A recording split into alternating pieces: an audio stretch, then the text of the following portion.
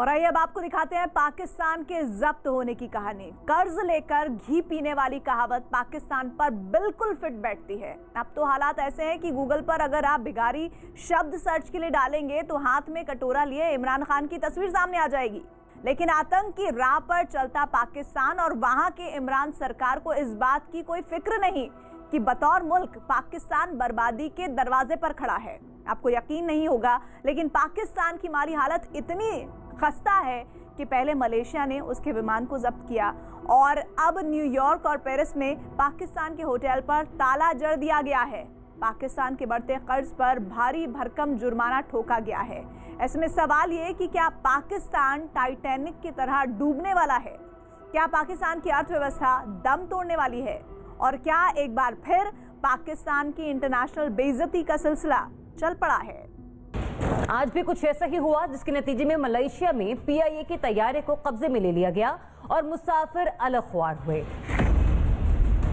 उधार की तलवार से जख्मी इमरान। 2.7 ट्रिलियन डॉलर की इकोनॉमी है इंडिया, बहुत बड़ी इकोनॉमी, यूके से बड़ी economy, fifth largest economy of the world. तो उसको मैं आपको एक फिगर और दूं, एक फिगर मैं और देता हूं। इस वक्त हमारे ऊपर 116 बिलियन डॉलर का कर्जा हो गया, ये 113 बिलियन डॉलर का।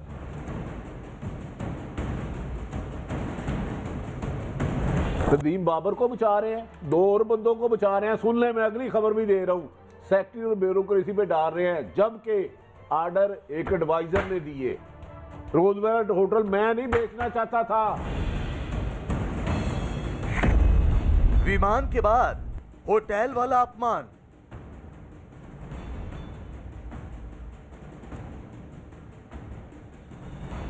That fabulous hotel site was valued at over $1 billion. To see it close down is a product of COVID-19, but also the Pakistani Airlines, Pakistani International Airlines as they are called, and the problems that they're having financially. बढ़ते कर्ज से अब जब्त होगा पाकिस्तान।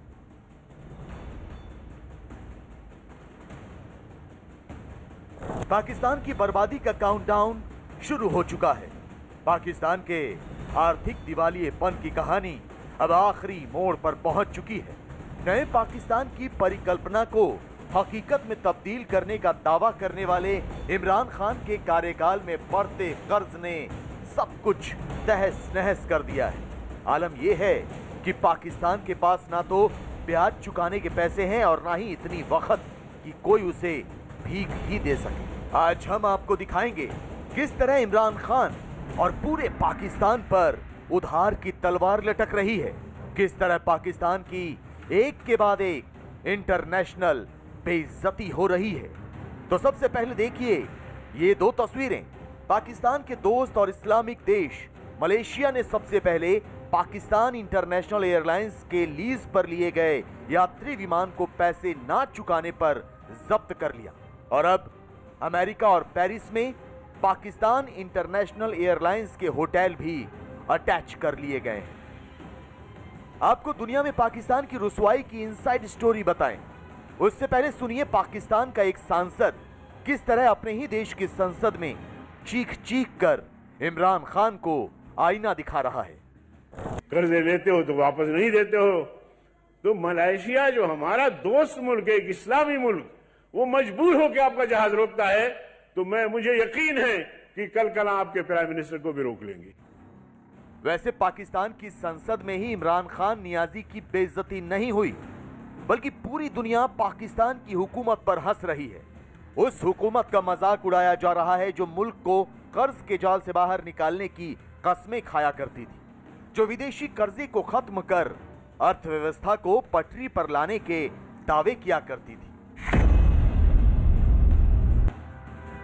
लेकिन पाकिस्तान की international बेइज्जती से जुड़ा ये पूरा मामला आखिर है क्या, ये जानना भी बेहद जरूरी है। तो आपको बता दें कि 28 साल पहले पाकिस्तान की सरकार ने सोने का खनन करने वाली विदेशी कंपनियों के साथ करार किया था। बाद में अरबों डॉलर का सोना मिलने के बाद पाकिस्तान सरकार की नीयत बदल गई। और उसने ये समझौता रद्द कर दिया। लिहाजा ब्रिटेन की अदालत ने कंगाल पाकिस्तान पर करीब 600 करोड़ रुपए का जुर्माना लगाया है। यही नहीं, न्यूयॉर्क में रूजवेल्ट होटल और पेरिस में स्क्राइब होटल को भी बंद कर दिया गया है। इन दोनों होटल का मालिकाना हक पाकिस्तान इंटरनेशनल एयरलाइंस के पास था और अंतर्राष्ट्रीय मध्यस्थता मामलों की वजह से पाकिस्तान अब इन होटल को बेच भी नहीं सकता। अभी मुझे लगता है कि पाकिस्तान इंटरनेशनल एयरलाइंस के जो डेट्स हैं, जो उन्होंने पे करने होते हैं, लैंडिंग फीस वगैरह जो होती है एयरक्राफ्ट की, मुझे लगता है कि वो दे नहीं पाई है और इसलिए ये एक्शन लिया जा रहा है कि उनके जो प्रॉपर्टीज़ हैं वो अटैच हो रहे हैं। इससे तो साफ दिखता है कि जहाँ तक पाकिस्तान की जो इकोनॉमिक हालात है वो दिन ब दिन बिगड़ती जा रही है और मैं समझता हूँ ये आगे वाले दिनों में और भी खराब होती जाएगी। जाहिर है आप सोच रहे होंगे कि पाकिस्तान पर ब्रिटेन की अदालत ने जो जुर्माना लगाया है वो बतौर मुल्क उसकी बर्बादी का सबब कैसे बनेगा।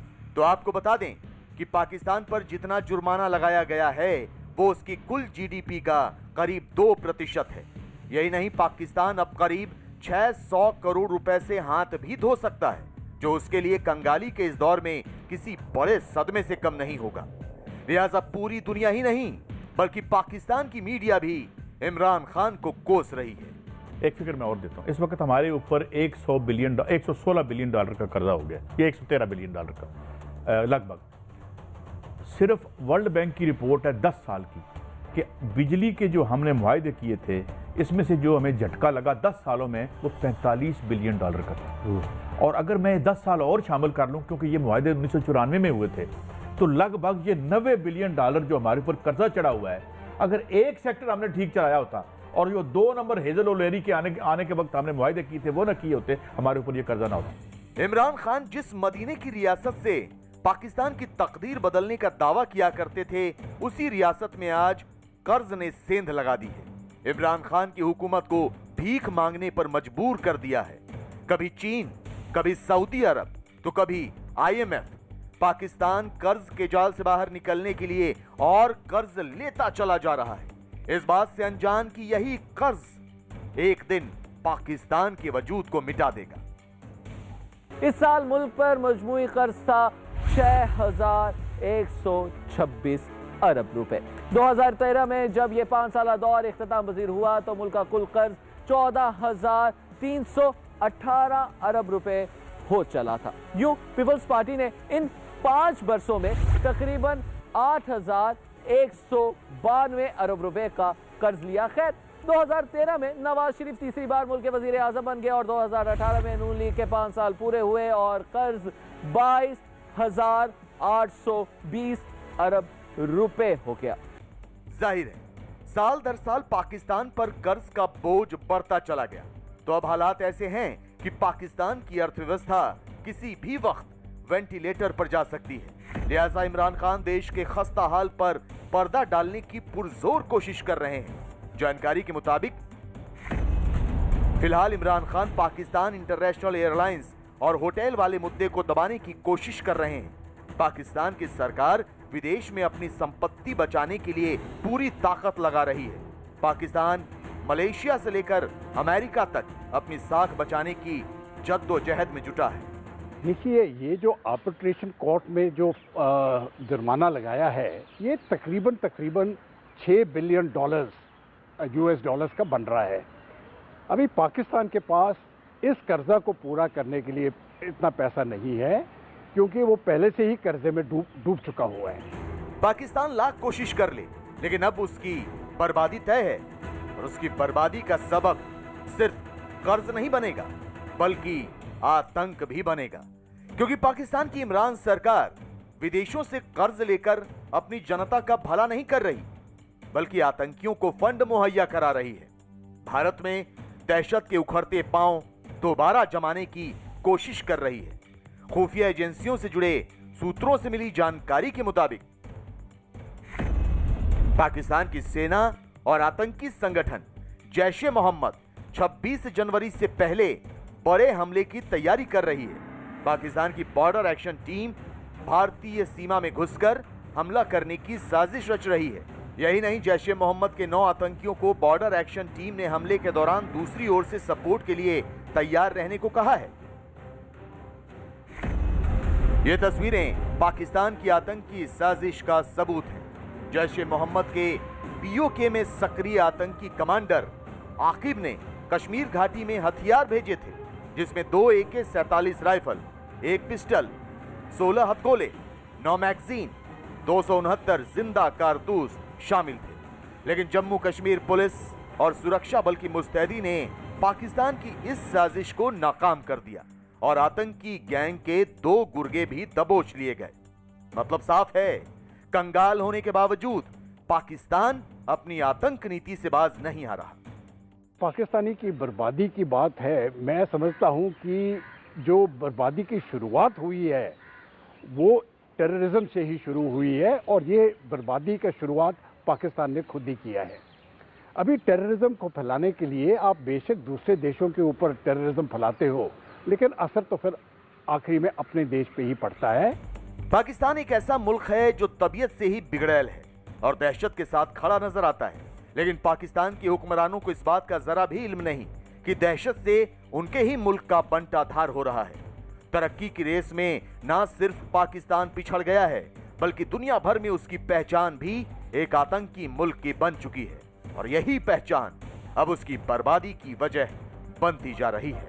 गरीबी से जूझ रहे पाकिस्तान को इमरान खान ने और कंगाल बना दिया है। बदहाली का आलम यह है कि पाकिस्तान में अब गैस तक की किल्लत होने लगी है और पेट्रोल पंप पर तेल भी नहीं मिल रहा। पाकिस्तान का रुपया रसातल में जा पहुंचा है। महंगाई अब तक के सबसे ऊंचे स्तर पर है।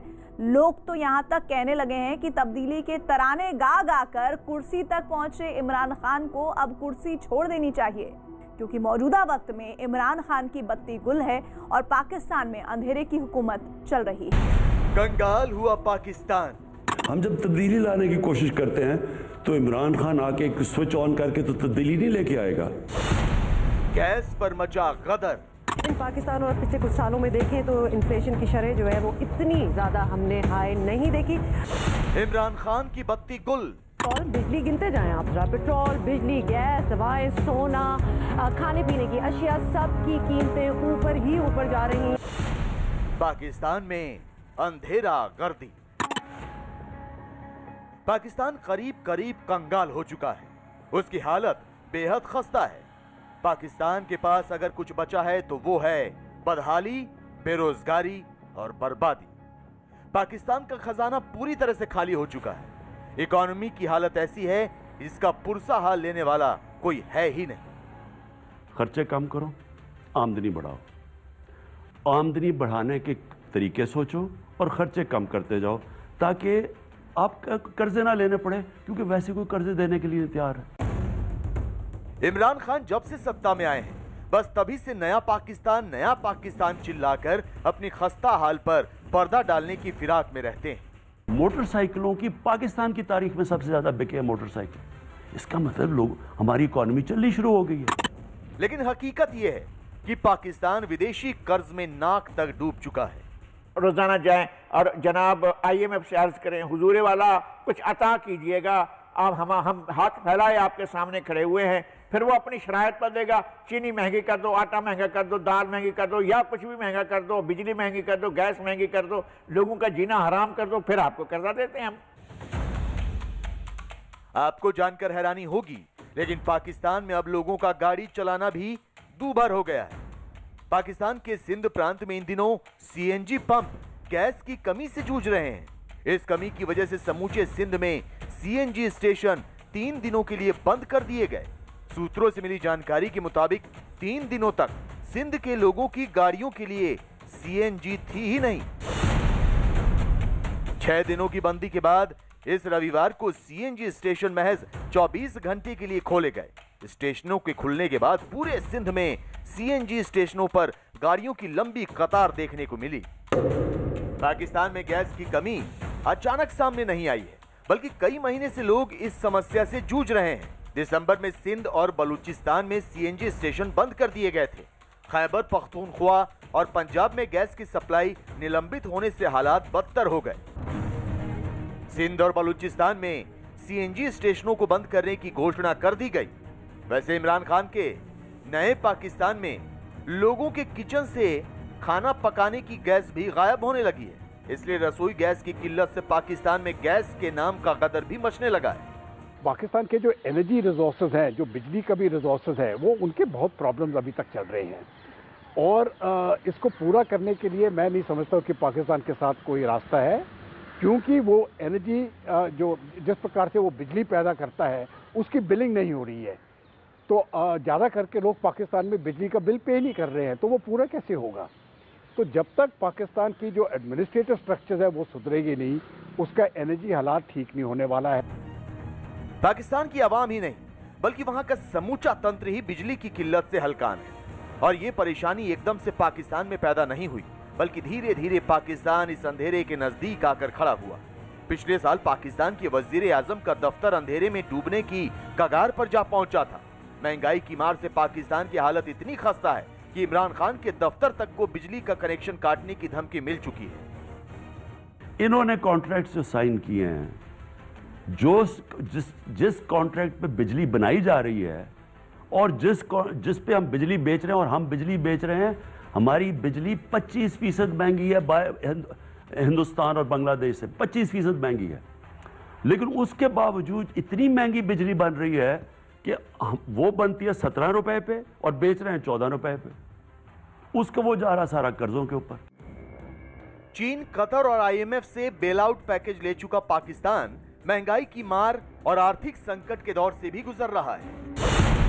पाकिस्तान की एक अखबार की रिपोर्ट के मुताबिक पाकिस्तान का वित्तीय घाटा 2.3% बढ़कर अब 8.9% हो गया है। पेट्रोल, डीजल से लेकर खाने पीने के सामान की कीमतें आसमान छू रही हैं। पाकिस्तान में ब्लैकआउट का अंदेशा जताया जा रहा है क्योंकि पाकिस्तान की बिजली कंपनियां घाटे में हैं। बिजली कंपनियों को 30,000 करोड़ रुपए का नुकसान हुआ है। यही नहीं, बिजली बिल का भुगतान भी 94% से घटकर 85% हो गया है। पाकिस्तान की जो इस आर्थिक हालात से निपटने का समय मैं समझता हूं वो निकल चुका है। अब वो यहां से निकल नहीं सकता है। अभी मुझे लगता है कि सिर्फ उसको बचाने के लिए चीन आएगा और चीन वहां से उनकी कीमत चुकाएगा। कीमत मुझे लगता है ग्वादर पोर्ट लीज पे चला जाएगा चीन को, हो सकता है 99 ईयर्स के ऊपर लीज के ऊपर चला जाए, और गिलगित बाल्टिस्तान में भी वो बहुत ज्यादा कंसेशन पाकिस्तान से लेगा। इमरान राज में पाकिस्तान की अर्थव्यवस्था बुरी तरह चरमरा चुकी है। आतंकियों का स्वर्ग और आम जनता के लिए नर्क बन चुके पाकिस्तान को ना तो कोई कर्ज देना चाहता है, ना ही पैसे लगाना चाहता है, सिर्फ चीन को छोड़कर। आंकड़ों की गवाही देखकर पाकिस्तान की खस्ता हाल का अंदाजा आसानी से लगाया जा सकता है। इमरान के राज में पाकिस्तान की आर्थिक तरक्की 5.5% से गिरकर 3.3% हो गई। इमरान की कुर्सी पर बैठने से पहले पाकिस्तान का रुपया 122 रुपए प्रति डॉलर था, जो अब 156 रुपए प्रति डॉलर तक पहुंच गया है।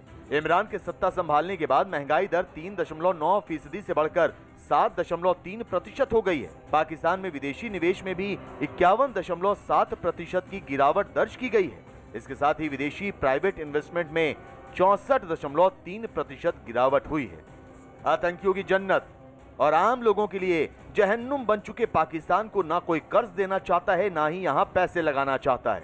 महंगाई, भुखमरी, बेरोजगारी से त्रस्त पाकिस्तान की जनता इमरान खान के खिलाफ बहुत ज्यादा गुस्से में है। पाकिस्तान के ऊपर इतना ज्यादा कर्ज है कि मुझे नहीं लगता है कि इमरान कुछ भी कर सकता है। अभी उसको तो बस दोनों हाथ जोड़ के भीख मांगने के अलावा और कोई रास्ता मुझे दिखता नहीं है। कश्मीर का राग अलापते अलापते इमरान खान की तिजोरी पूरी तरह से खाली हो चुकी है। अब नौबत यह आ पहुंची है कि सत्ता के साथ साथ कहीं देश तक न गंवाना पड़ जाए।